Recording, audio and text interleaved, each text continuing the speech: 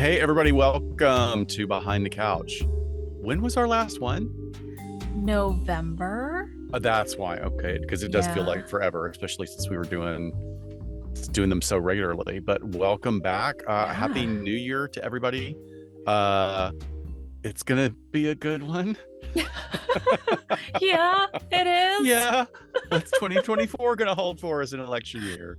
I'm so optimistic at the beginning of the year. I'm like, I am ready for New Year. And then I'm like, feeling good, looking great. It's election year. Yeah, I just realized I had the same pile of baby clothes that I think I had in November here in my office. Haven't done anything exactly. Don't mind. So yeah, this is great. We love these, and we loved getting back in the groove of our Behind the Couch live streams. This is going to be great. We have a bunch of stuff to cover. For those that have hopefully been listening to the episodes, or if you have been catching, social media posts, we do have CrimeCon UK coming up again this year in London, which is incredibly exciting. Yeah, September, which is going to be nicer because we were roasting in the UK this year. It was a heat wave when we were there last year. United Kingdom heat wave. What are you going to do this time when you're in London? Or are you guys going to go somewhere else too? I don't know. I'm sure Dan will be working. So I may hop over to Europe or something. I mean, if the country still exists, if the world still exists at that time. Jesus, who knows? Come on. Some of us have children. Like well, come to Amsterdam with us. I think we're going to go to Amsterdam. Oh, that'd be cool. So, it's 2024. I think maybe in a couple months we'll be able to share some stuff with you, some changes, some great stuff, great changes. Yeah, some pretty exciting stuff. Plans. I would love to do another local event, like just a Patreon member event, maybe a tour or something, go to a show. I don't know. We need to do something, just like get out and see our friends again. Well, it's also time to start doing our watch parties more regularly too, because those are always super fun. Yeah. So next month, our vintage case will include a story about Lana Turner. So we just got some great recommendations from our friend John. Oh my gosh, John. Which I was so like, great. Hey, what movie should I watch? And he's like, here's a dissertation in 5 minutes. Just awesome. So great. So great. So yeah. And with that, let me just, since we haven't done this since November, we have a few new Patreon members to give shout outs to. So at the associate level, we have Courtney A, Susan D, Kelsey Ann, Christine B, and Farron N. And then our new interns are Skylar, Shadi, hi Shadi, Katie R, and Emma. And then at the doctoral level, we have Carrie F, whom you met in an elevator, Scott. She works with me. Yes. And Alexa. And Alexa's awesome. She's pretty active on our Discord. She just joined and we got to see, did you see her pet iguana the other day? Oh, yeah. So we always welcome pictures of pets. She's like, I don't know if this is appropriate, but here's my pet. And we're like, yes, more friends. Welcome, everyone, all of our Patreon members. Thank you so much for your support. It's going to be very important for this year and for us moving forward, and some things that we want to do and projects we have in our back pocket. We just need to make room in our other pockets to be able to get to it. So Thank you guys. It always means everything when we have new folks support us. Yeah. So, and those who have not taken advantage of it are Patreon members, please join us over on Discord. There's always some really great discussions going on there, wonderful insights into the episodes that we've generated, and additional conversation that's always great. Our most recent one, what was our most recent one? I'm getting all jumbled because I'm working on one of our projects. It's the Hell Camp documentary. Yeah. I probably blocked it because I said while we were recording, I hated it immediately, just because of the subject matter, not necessarily because of the documentary itself. What are we talking about today? I'm going to let our guests plural in?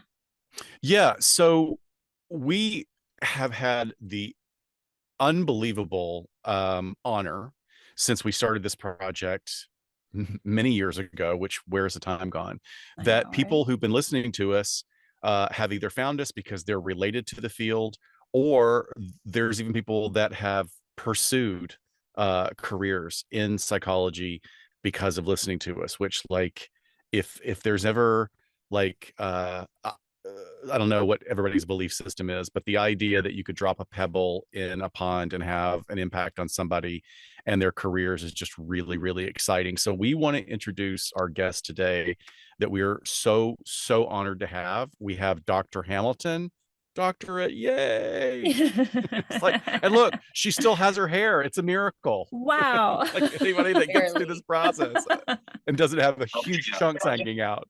Uh, Dr. Hamilton is a forensic psychologist here in Los Angeles. Jackson, we have, is a forensic specialist in Arizona. Thank you for joining, Jackson. It's great to finally talk and chat face to face after seeing you on Discord so much. For sure. And Thanks for having me. yeah, it's very exciting. And then Adrian, unknown last name. You know, he's in the witness protection program. But Actually, as you can see, he's a patient in the psych ward. So we had a Yes, patient exactly. join us today. Pretty much. to give us the other side of it, right? Right. No, Only on days that end in Y. but Adrian is actually a registered psychiatric nurse here in California, and he and I have been talking for the last few years. I've been trying to steal him away to come to my agency. So Adrian's second appearance on Behind the Couch. Thank you. Yeah, a veteran as well. Yeah, everyone, for your time today. It's so good to see your faces. These are people that have started as listeners, Patreon members, and become friends. So we're so happy that you guys have agreed to be here. What I want to do, and Jackson, I know that you have another obligation at some point. Right. We're going to go around the horn just quickly. I want each of you, before you get into your full career path and story and how you got there, just a little bit about what your position is right now, maybe what population you're working with, and how long you've been in that current position, because I know, just like us, we do a lot of other things before we get there. But Dr. Hamilton, let's start with you. Tell us, like, who you work with now, how long you've been doing that. Awesome, thanks. So I'm happy to be here. Thanks, Dr. Shiloh and Dr. Scott. Yeah, so I am Dr. Shiloh and Dr. Scott's stalker and moved to California to be close to them. No, but I'm pretty new to California and to Los Angeles.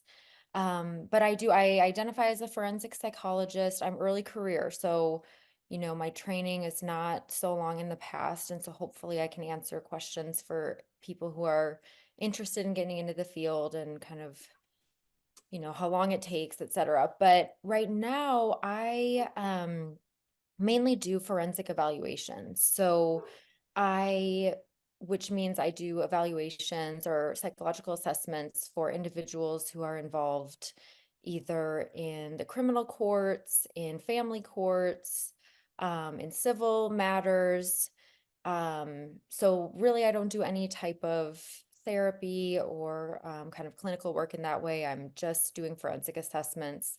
And I'm a professor at a local university where we have a forensic training program. So my career has sort of been the academia realm. A lot of universities are starting to create forensic clinics where individuals can train in forensic assessment, and it's kind of a public service. We get money from the government to see folks for evaluations, and it can be a pretty great system.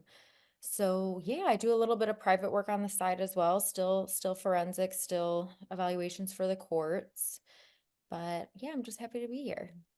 Thank you. So very traditional forensic psych route, which is awesome. I think when our listeners asked us to put this together, they wanted to hear stories different from Scott and I. And that's why, we didn't just want pure forensic psychologists, and we have had certainly other forensic psychologists as guests, but that's what I love about having you on today, is your early career.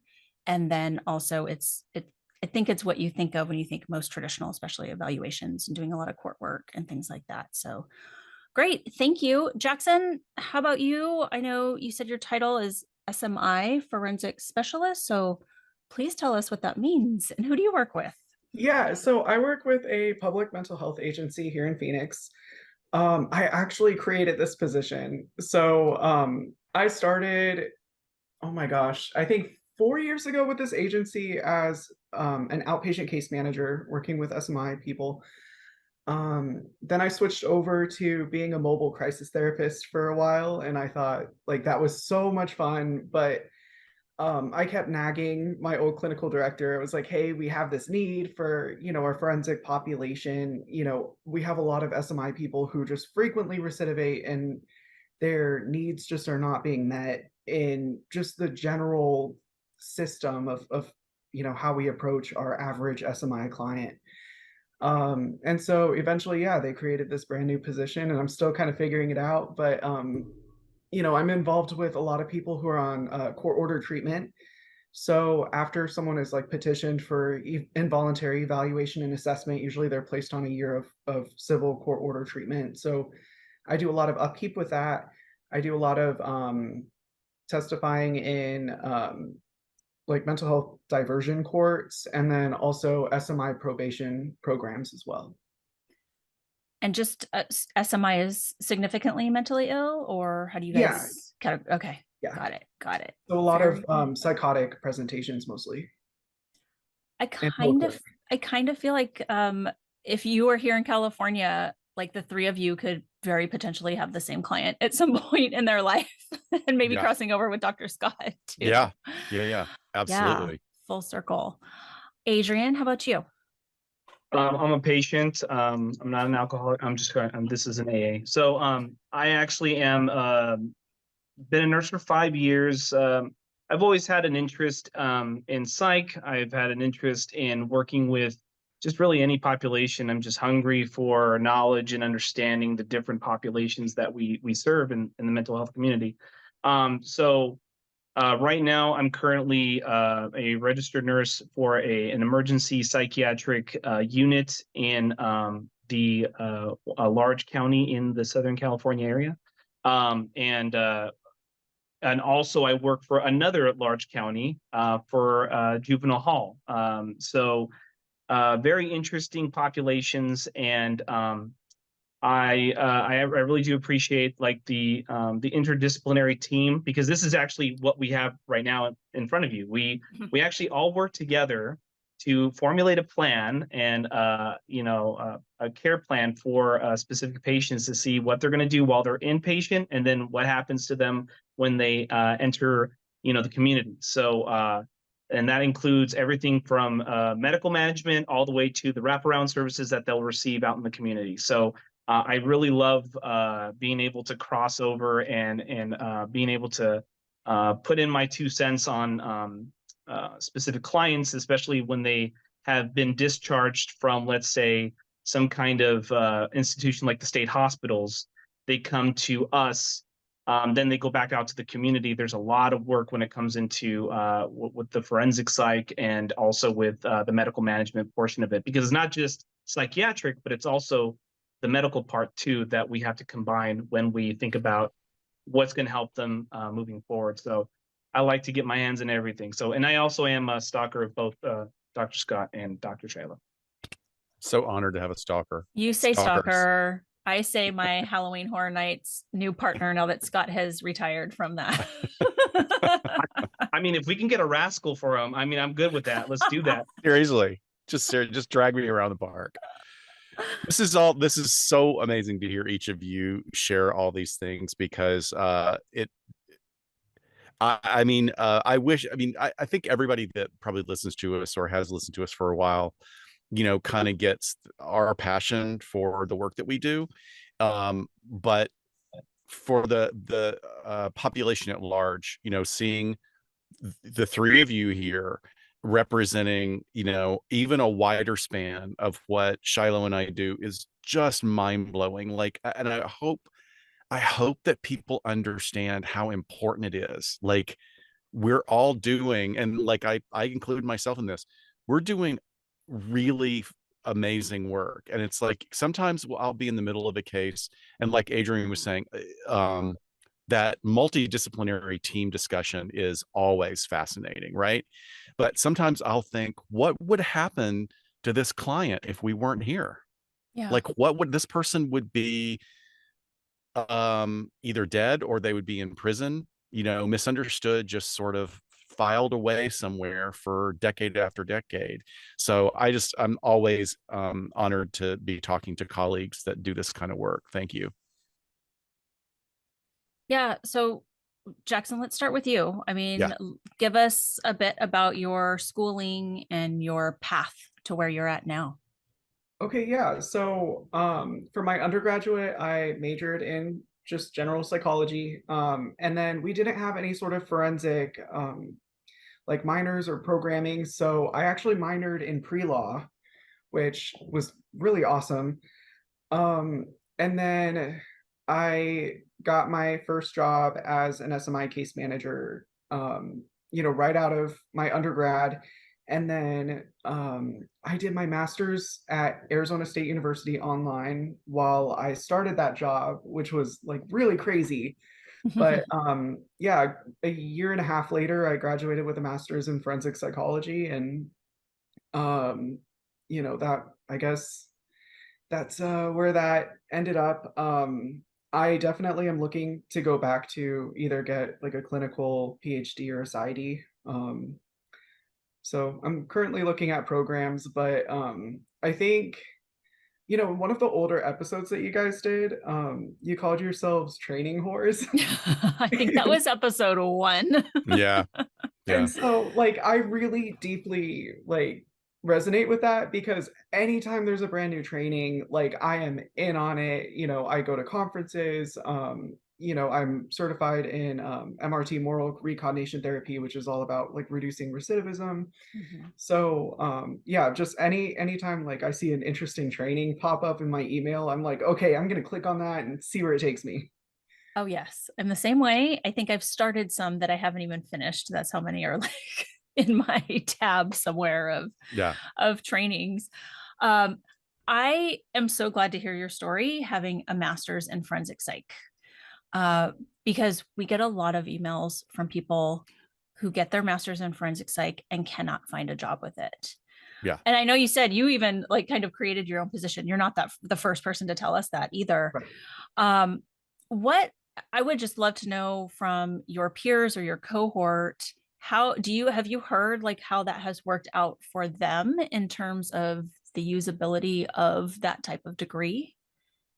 So I would preface any sort of like master's in forensic psychology like discussion, or anyone who's interested in that, I would just really strongly preface that the degree is not in and of itself something that leads directly to licensure, right? So it's not something that leads to like a counseling licensure or a psychology licensure. So I think a lot of people just kind of need to understand like that they're like temper their expectations, I guess, for what kinds of opportunities might be available to them. There are plenty of opportunities that might be available to you with a master's in forensic psychology, but they might be things that you don't like you wouldn't consider previously. Like they probably don't fit your preconceived notions of I'm going to be a licensed forensic psychologist now with my master's. Right. Yeah. Thank you for that response. It was one of the things that we had. I think there were two people that reached out to us, as well as a few others that had done it, and they loved the education they got and said that every part of it was fascinating, but they weren't working in the field directly prior to starting it, and they weren't prepared. When they got out, there was nothing that they could find.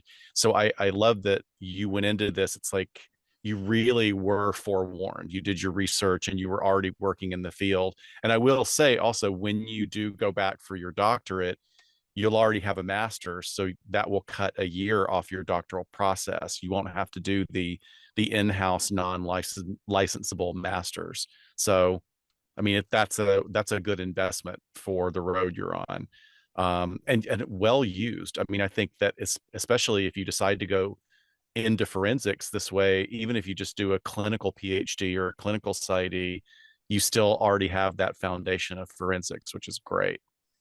Absolutely. And what I would also, I guess, give it as a word of advice to people who have a master's in forensic psychology and aren't necessarily sure what they're going to do with it.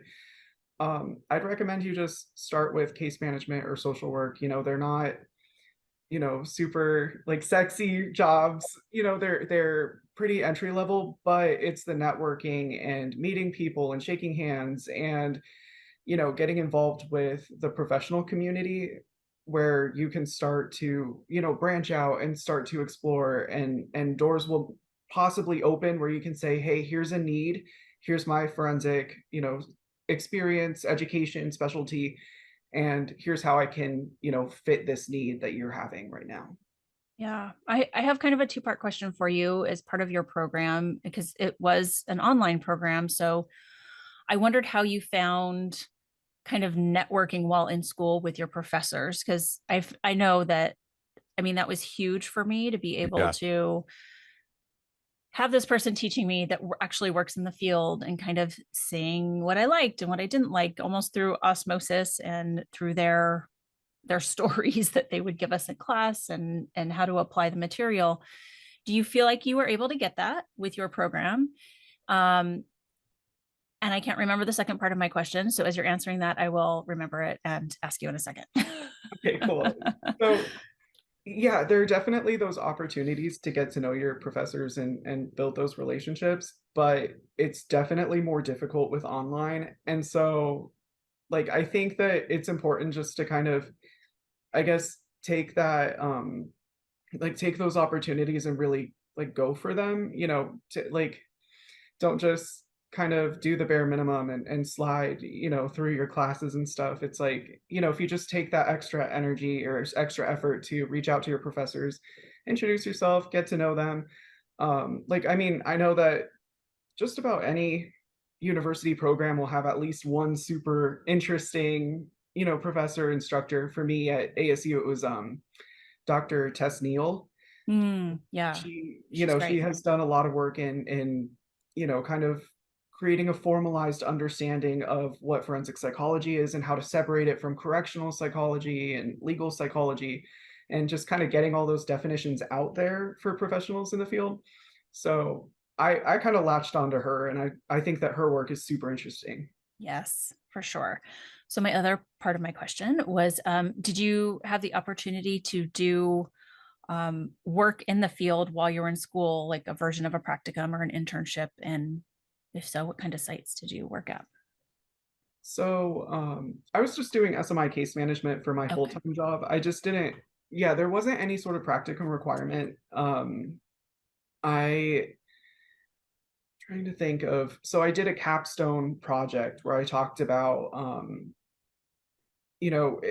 forensic versus clinical issues regarding psychopathy, right? And how we don't necessarily have a clinical construct that's fully matched, right? Like antisocial personality disorder is not the same as psychopathy, and psychopathy is something that we use in a forensic setting, not so much in a clinical, and kind of some of the issues that are related to that. So, I definitely had, a fun capstone project, but yeah, we didn't have like a formal practicum or anything. Okay. Scott, did you see any questions specifically for Jackson in the chat? I don't know if you have been writing anything down. I did. Yeah, no, I'm watching here, but Okay. I did want to ask, just because I know you're under a time constraint, can you tell us briefly what a day looks like for you? Yeah. Okay. So the hardest question ever when someone asks that, right? Oh my gosh. Well, especially with like all my different like every day is different, especially with the SMI population. Like I have just a constant joke with my supervisor, like, now I've seen everything. And then oh no. No, you're constantly surprised. Like last week I had a client who wore a bunny suit, burglarized a lady's house, and then exposed himself to her. Jackson, that's confidential. You're not supposed to talk about me and my trips to Arizona.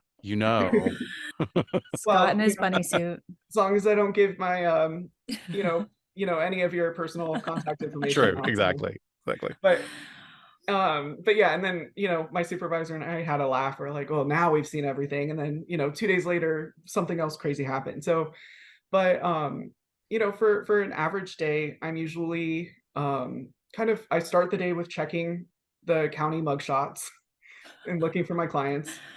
And then usually I'm like having meetings with public defenders and SMI probation officers.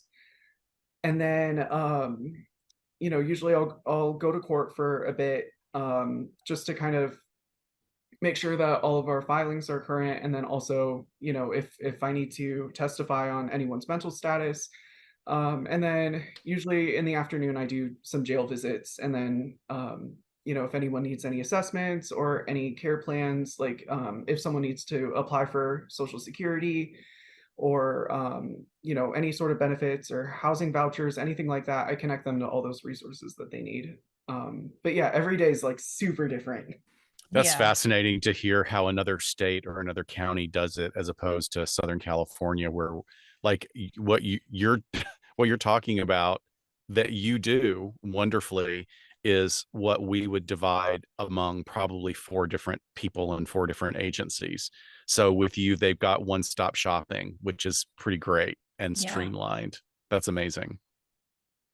So I just got to find an assistant because right now I have like, I think 70 incarcerated individuals I oversee their jail release planning. And then, a whole lot of people who are out in the community on, mental health probation terms who I'm also kind of checking in on regularly. So it definitely is a lot, but yeah, like, and again, this position didn't exist before I advocated for it. Like this was just something that, like the case managers probably were just letting most of this drop by, weren't necessarily setting up jail visits, or when they showed up to court to testify about someone's treatment progress, maybe they weren't as familiar with their treatment progress because this client's been, AWOL'd and on outreach. And so, yeah, it's definitely really good that, we have like our field is just constantly evolving and changing and recognizing needs and addressing those.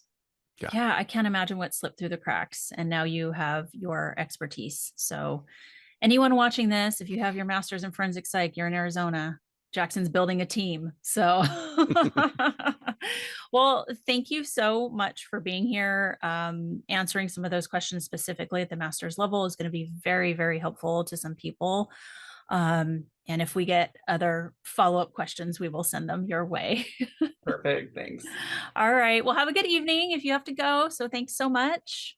Well, thank you. I think we should go to Dr. Hamilton because I'm going to give Adrian, like, if we're going to sit here afterwards and go over time, I'm giving it to Adrian. He's got some good stories. So Dr. Hamilton, can you tell us a little bit about your journey getting to where you're at, other than just like frolicking around CrimeCon and things like that? I know, that's where it all happened. That's where we met. I couldn't believe it. Yeah, well, I would love to. So I hope this can be helpful to someone who's listening, but I majored in psychology. I always knew that I wanted to be a psychologist, but I really didn't know what forensic psychology was. All I knew, I thought it was like a junk science. I don't know. I thought it was not a real way to apply psychology in one's career. And so I just was very ignorant to it. But I actually got my doctorate in counseling psychology. So counseling psychology versus clinical psychology. Counseling psychology is, focuses more on kind of like day-to-day problem. Usually people that are going into counseling psychology work at counseling centers, like student counseling centers, or have a therapy practice with kind of your daily problems. Whereas clinical psychology is definitely, focused traditionally a bit more on, psychopathology and working alongside it, kind of like a medical model, I would say, a bit more so. Whereas, and this is traditionally, not always, but counseling psychology can be more like holistic and kind of frou-frou, maybe, I don't know. Yeah. No, I think it's important for people to understand that distinction. I think that Totally. I actually think that we haven't talked about that before, True. that these are 2 very legitimate but very different offshoots. Like my understanding when I was making my choice is that with counseling psychologists, there's really less of an emphasis on formal diagnosis, almost like an MFT would do, is like, well, we're not going to worry so much about the diagnosis. We're going to work with the behaviors, with the Person, symptoms, the yes, person-centered therapy, exactly. and very valuable. It's a very valuable mindset to have. Yeah, and so, but definitely, actually there was a forensic psychologist who left the year that I came on the grad program. So they're not, basically what I want to say is they're not incompatible. So if someone is considering a counseling psychology program, they tend to be a little bit less competitive. So that's a plus. If someone's considering that for their PhD, just know that it's not incompatible with doing forensic psychology work. But I will say in my journey, I really had to seek out a lot of different training experiences that were correctional, forensic. I found a mentor in the community who wasn't associated with my graduate program because none of the professors really did specialize in forensic populations, but he was incredible. And I found him, he really introduced me to forensic psychology, and I found him just because I was looking for a side job to make some extra money doing assessment work. And he did a lot of work with sexual risk assessments, and he ran sex offender treatment groups. And I became just fascinated with that population. And I know Dr. Scott and Dr. Shiloh have had those experiences as well. It's such an interesting population. So Can I ask you, like, yeah.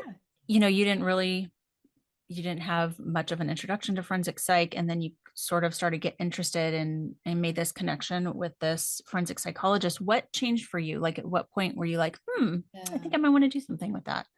I think that when you go SMI, when you go to like significant mental illness or people with these who've done really wild and out there things, I think you just can't really go back to folks who have, I mean, for me, I couldn't go back to someone in therapy who like wanted to work on self-improvement because I'm not the best Right. therapist also. And I'm like, I don't know. So I love it. Thank Read you. a book. I don't know. I'm accepting it. So yeah, I think it's just so fascinating. And then of course, I've always been interested in true crime and why people do outrageous, harmful things that don't make a lot of sense. And yeah, and then I also became very fascinated with, sex offender registration laws and Right. how those were conceived and how they persist and are maintained with very little evidence to back them up. And it's almost like once you step into the forensic population, like there's no going back. Yes, I'm sure there's really Adrian not. agrees with that too. Like, how could you go back to just Well, a normal, Scott does it in his private practice. Let me just offer perspective. And I learned this from actually the person who inspired me to follow this path, because she and I were both in entertainment at the same time. And she pursued, she was doing forensic work, although, and correctional psychology, but she was doing private practice on the side. And she said, for me, it's a perfect balance, because I'll get just sick of the level of criminality that I am marinating in every day. And then it's cool to go and talk to somebody about like what their goals in life are, because they really are actually motivated. And she goes, and then the other side of it is that when some entitled person comes in and says that their life is falling apart because their daddy bought them the Benz instead of the Lamborghini, she's like, I got to go wash that stink off with and go back to the prison. And I mean, mine weren't that extreme, but I love, I love both of those worlds. But I also love that you found your way, and you're saying that's not a strength that I'm interested in pursuing. I mean, I think I can tell you'd be a great therapist, but if that's not what you want to do, or you're not particularly passionate about it, why not go toward your passion when you have the chance? Unfortunately, so few people in the world today get to do what we do, get to say that we're going to follow a dream, we're going to follow something that we're really passionate about. So I love that you found this almost by accident. It seems like it's kind of how I fell into it. I had no idea I was going into a forensic program, really. Right. And yeah, it just makes me so grateful that we're all different, and there's things that give us energy versus things that exhaust us, that give others energy, because there's different areas also. I mean, I would have a very hard time working with folks with traumatic brain injuries all the time. That to me is really tough. People will, ask me, how can you work with people that have done horrible things or that are so out of their minds or so symptomatic that you can't get through them? It's like that to me feels energizing, whereas working with folks, that have had major accidents or are having medical problems, it would be very tough to do that for me. Yeah. There's a level, I mean, in my experience, that's a great example that you pull out of people that I see that work in that particular area with like incredibly impaired cognitive functioning, and they are so kind and patient. And I go, oh, I don't have that. Yeah. I don't have that particular skill set. I can work with a violent criminal because there's this different construct in the way you move through it. But I broke down in tears a couple of times when we had TBI patients come and speak in our program. And I was like, wow, this is way too much for me to handle. And there were classmates of mine. They were like, this is fascinating. I'm going to go do this. Isn't that amazing? Thank That's goodness, great. though. I think Yeah. Oh, absolutely. Absolutely. Definitely. So you team up with this psychologist and start learning from him. You went and worked for him though? Yes, I did. And he was my mentor. He was on my dissertation committee. I just owe it a lot to him. He really took me under his wing. He paid for me to go to a conference and like was very much into educating. Yes, I was working in his private practice, so he was getting the benefit of having someone kind of bringing in some income, and he paid me, but it was also beneficial to him, and I saw how private practices were run. And then I worked at a state hospital for a practicum site for a year. I worked at a jail. I worked at a juvenile detention center. That's where I did my pre-doctoral internship. So in order to get your PhD or PsyD, one has to complete a internship. And do you mind saying what state you were in when you were getting your doctorate? I was in Texas. Okay. So I was at a juvenile justice center in Texas, and then I did a very forensic assessment focused postdoctoral fellowship. Actually, it's at the University of New Mexico. It's a really great program. They actually have free trainings. I don't know if anyone attends those. Oh yeah, they're free CE trainings. They're forensic focused. We just had I still affiliate with them a bit, but I worked there as a professor for a year as well. But yeah, they're Tuesdays at 10 a.m. Pacific time. And the last presentation was Randy Otto talking about use of social media in forensic assessments, and when do we as assessors dig into someone's social media? Is that part of our role, or is that making us more of the investigator? That's interesting. I know. Or what if we're given social media information, can we use it? So but yeah, so I've done forensic work in a few different states. I was in a very anti-mental health state, and then I was in a very lawless state, and now I'm in a pro-mental health but tons of laws state. So wherever you work, it's different.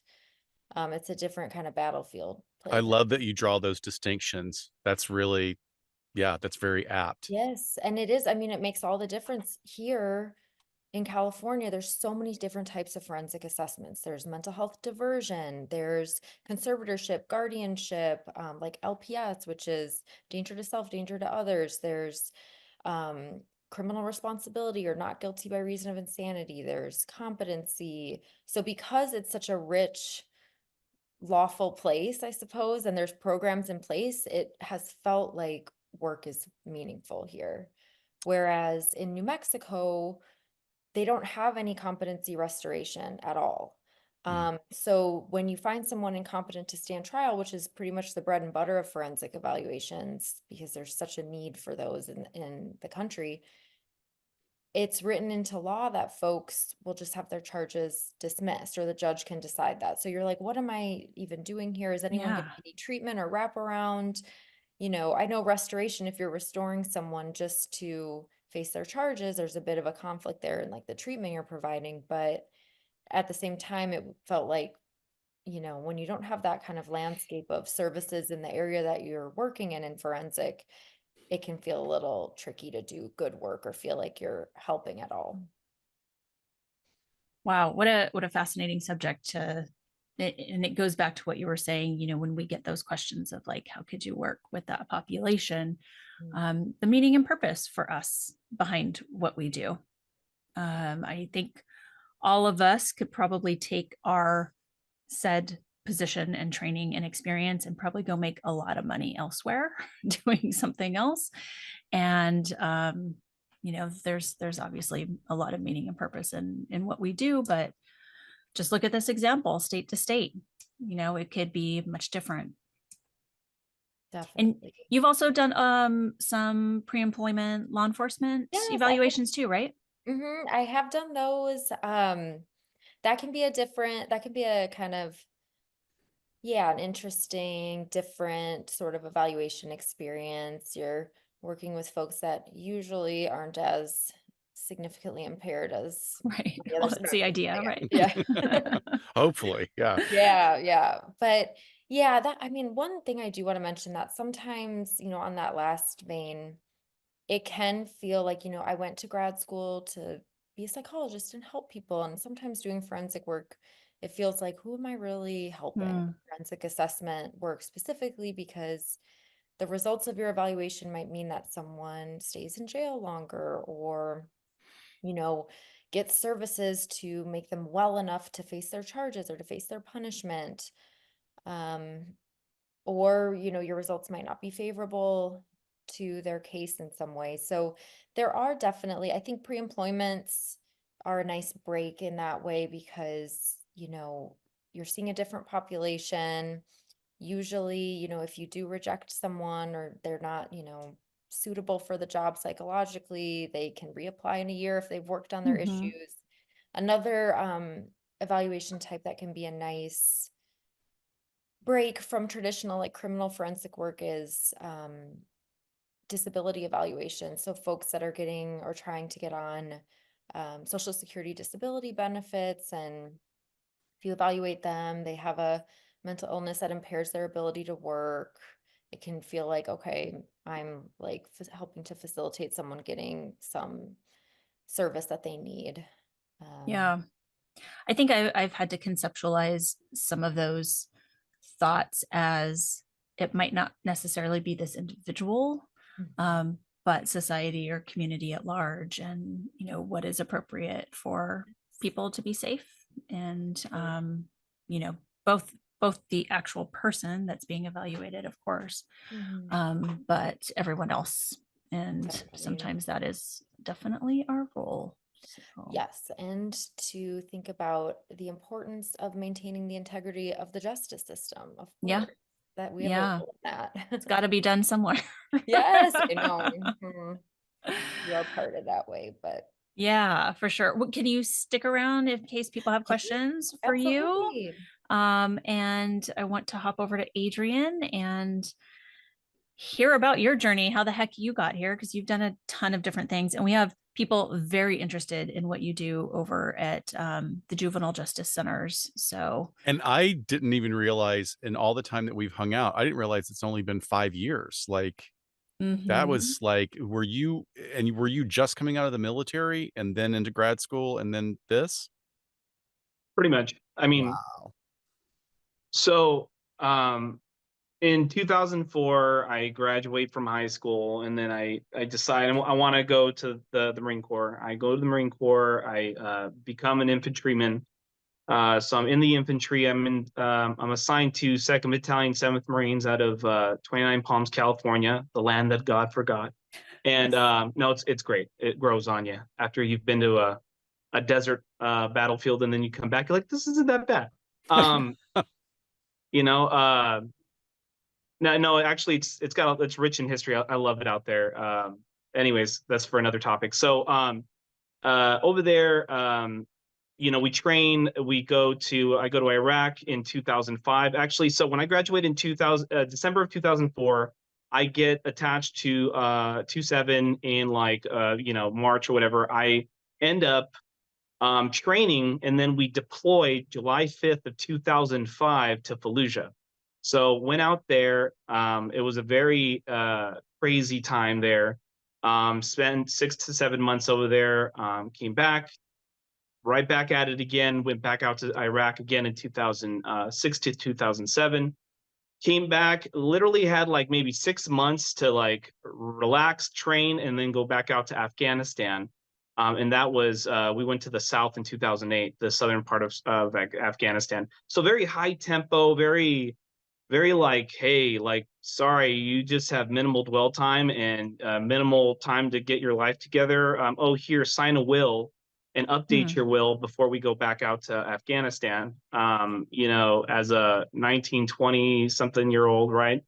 And then coming back from that and then transitioning over to teaching in the Marine Corps, I realized that, you know what, it's getting to be 2011. At that time, me and James were talking, my partner, we were kind of throwing around some ideas of like, what are we going to do? Like, what am I going to do? Like, am I going to stick around or what? So he decided like, hey, why don't you ever thought about going to school? And I was like, you know what, that would be interesting. I never dawned on me that I wanted to go to school before.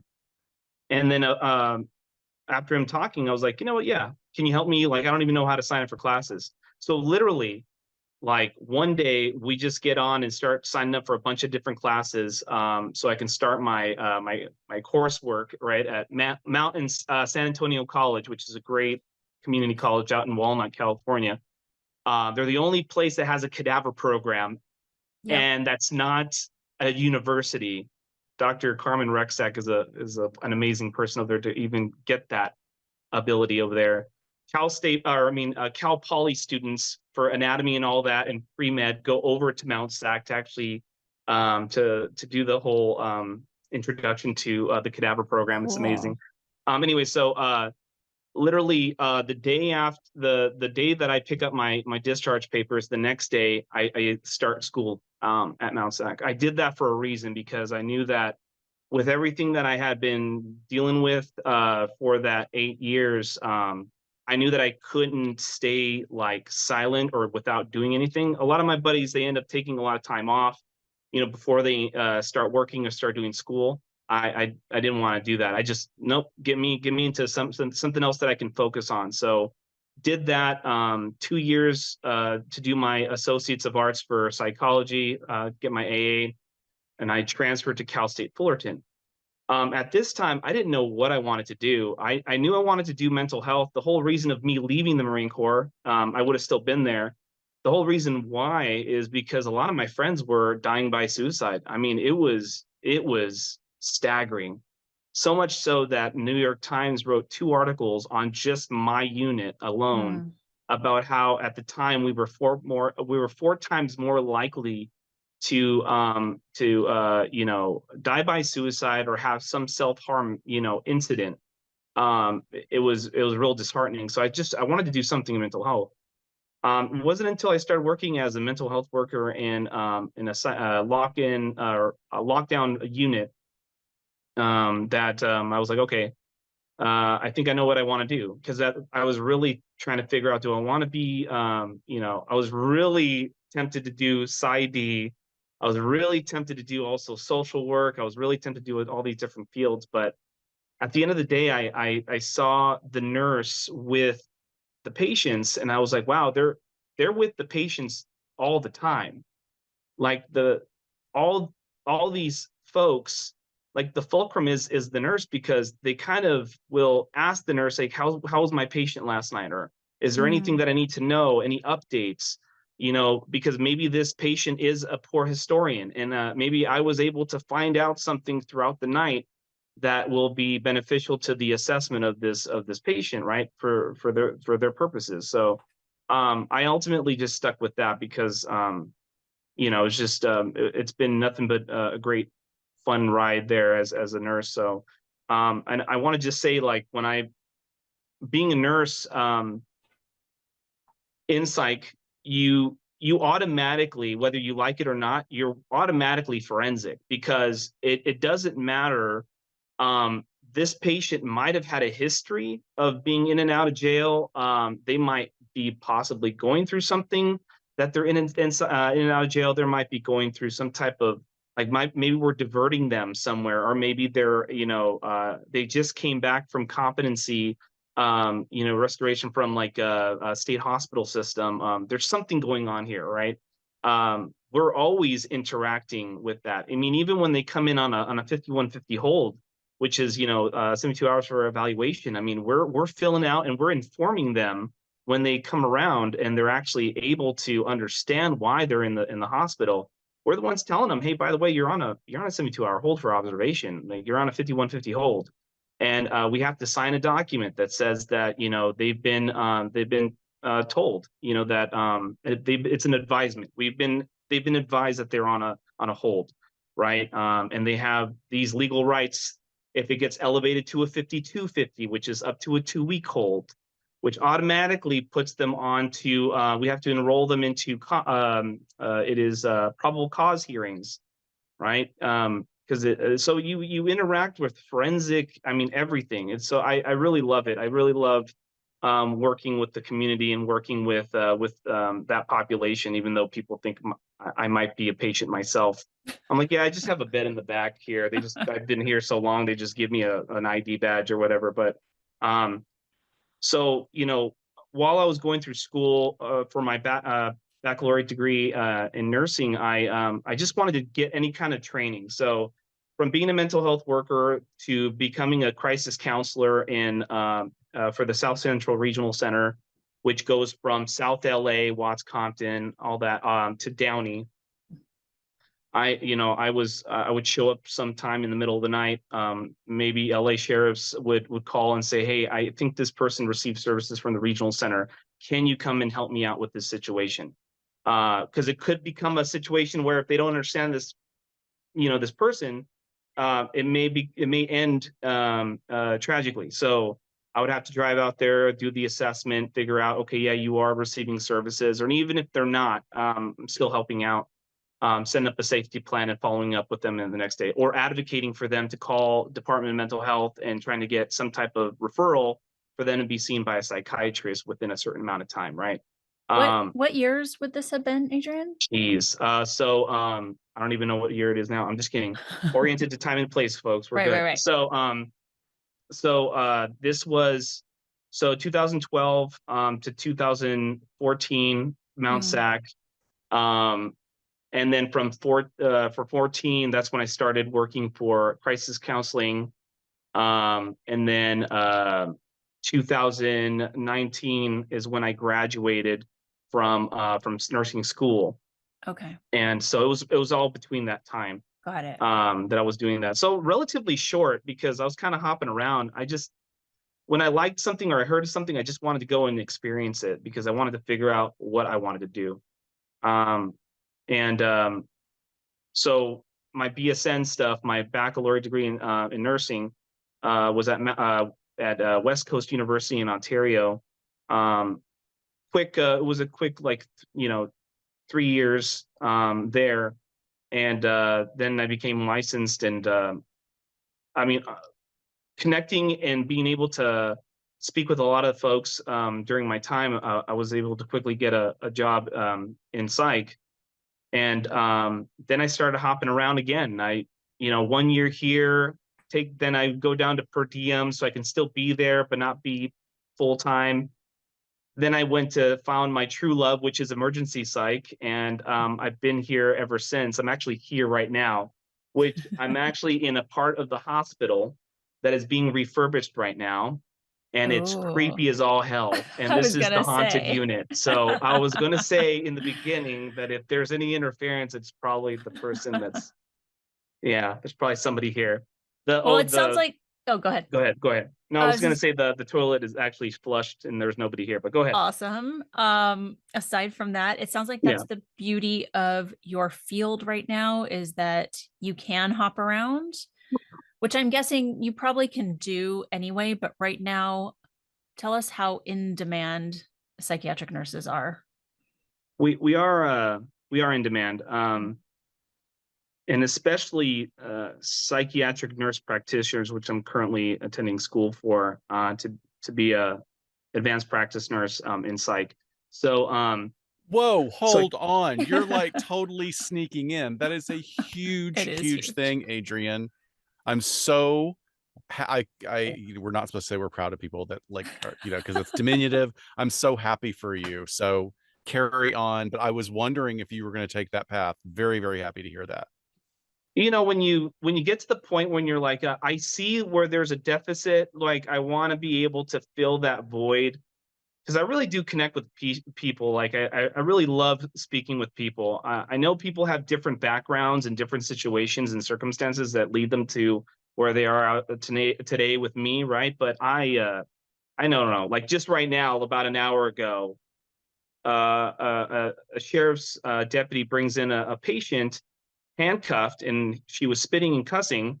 And then by the end of like that time when we uncuffed her and was about to do the intake assessment on her, we're eating Cheetos, watching Harry Potter. So I mean, like being able to like get to a human level with somebody and see through the that psychiatric illness, right, or the psychosis, and be able to see, oh, there you are, okay. So Mhm. hey, let's pull you out. Let's get you cleaned up. Let's watch some Harry Potter.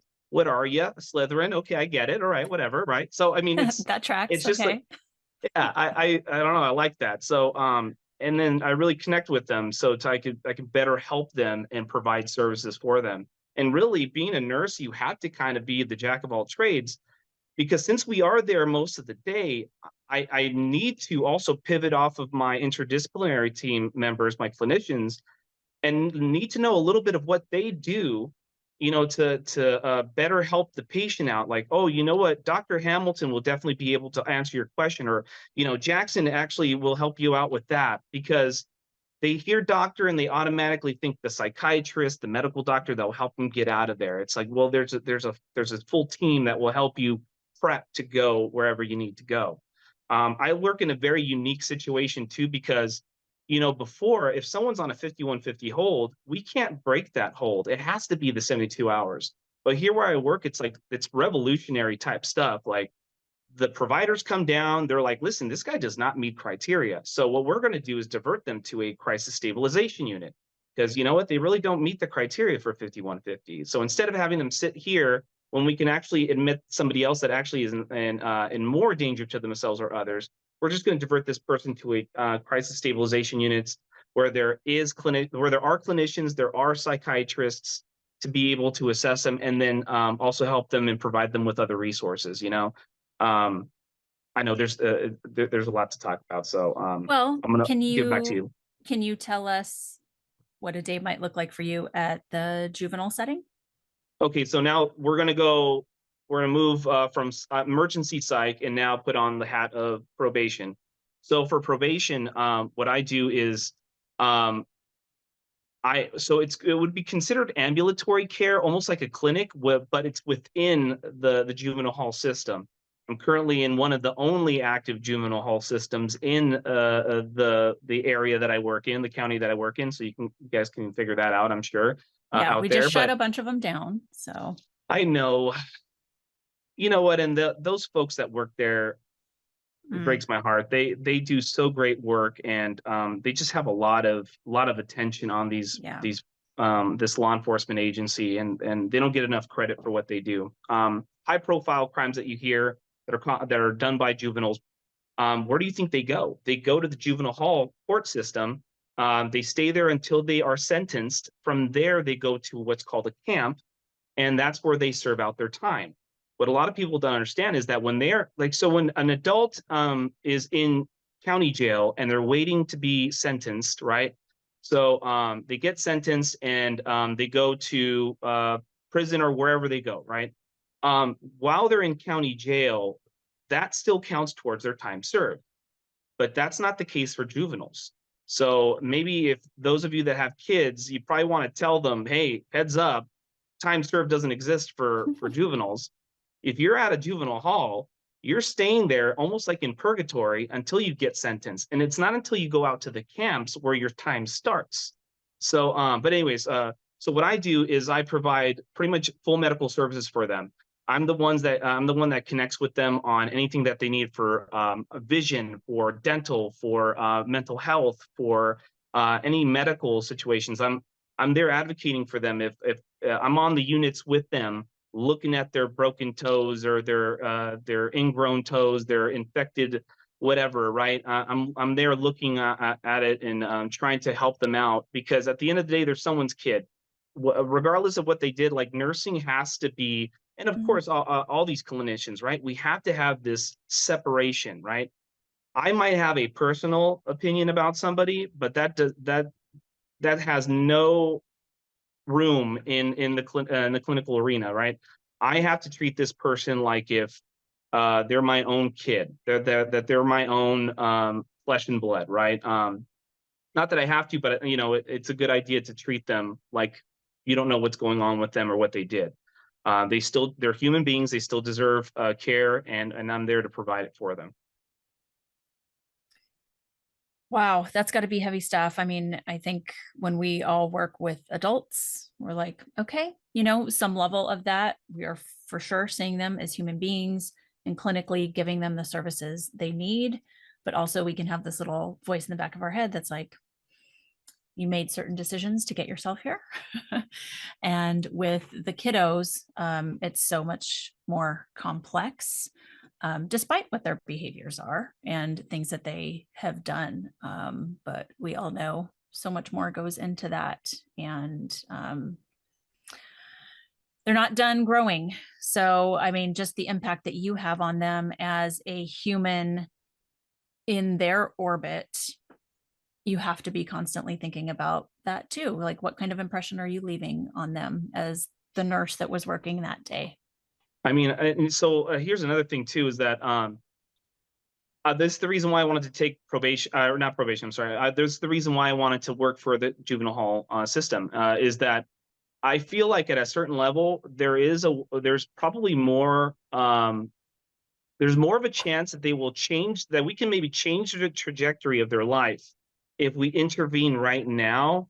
When they're at this stage versus the adults. Sometimes with the adults, it's kind of like, all right, they're kind of set in their ways. Maybe there is a chance of us being able to change the trajectory, but with the youth, with the juvenile, I mean, a lot of these kids have so much potential, and when they're taken out of the environment that they've been in, and maybe it's a generational thing, maybe mom and dad were a part of the gang, and son has to be now a part of the gang. Grandfather, grandmother were a part of the gang, so they have to run it.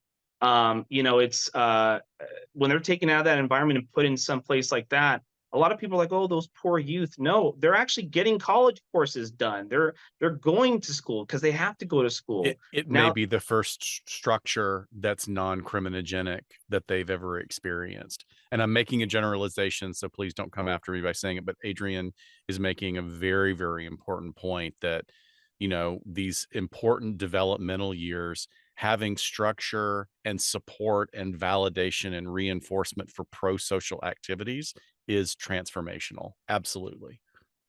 And I just, you know, some of these kids end up, like, you can tell that they want certain type of attention. It may not be the attention that, you know, of like the respect aspect, but they get this type of attention that's actually consistent, that is respectful, that is straightforward, something that they might not have gotten, you know, when they were on, you know, on the outside, let's say, right?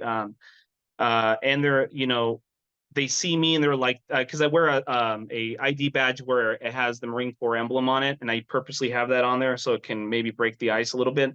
They start asking questions, and then they start thinking like, do you think I can join? And like, you know, and some of these folks, they can, you know, but I tell them, but, you know, you have to follow the rules, and you have to do this, you have to do X, Y, and Z if you want to get to where you want to go.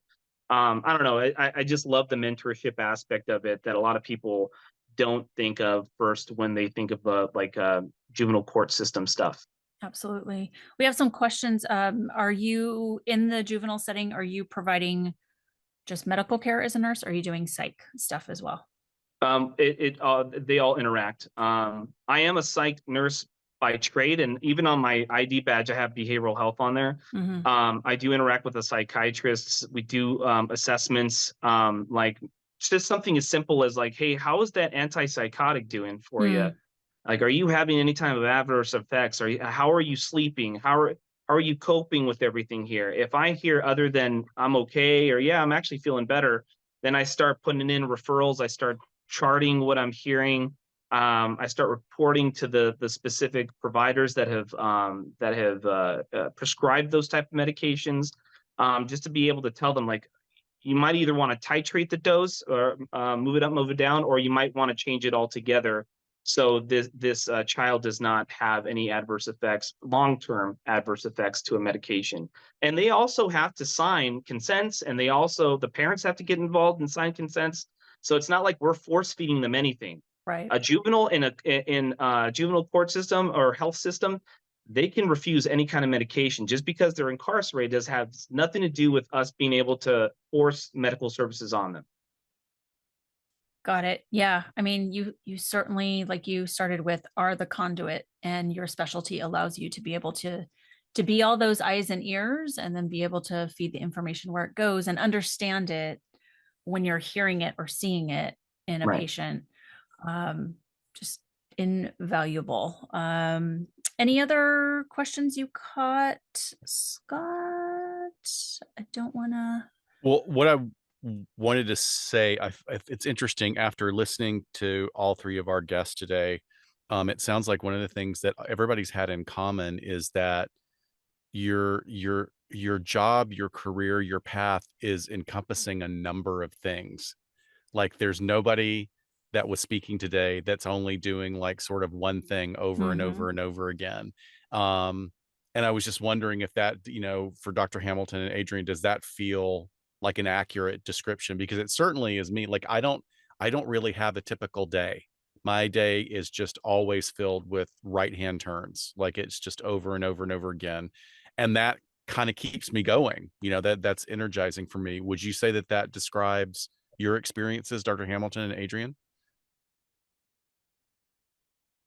Yeah, definitely. I not only just like the different types of evaluation work that I do and the different referral questions and presentations, but being in academia in a training program, there's a lot of teaching, there's some research, there's consultation, supervision of trainees. And I also am able to do like some work at the hospital in terms of like meeting with patients for some of those conservatorship hearings. So yes, every day is different, and I wouldn't have it any other way. I need to be stimulated and challenged and switch hats, and that gives me life. So yes. Yeah. It can be crazy making. You're like, what's on my schedule today? Yeah. But I just want to sit behind a desk and maybe have a conversation with someone.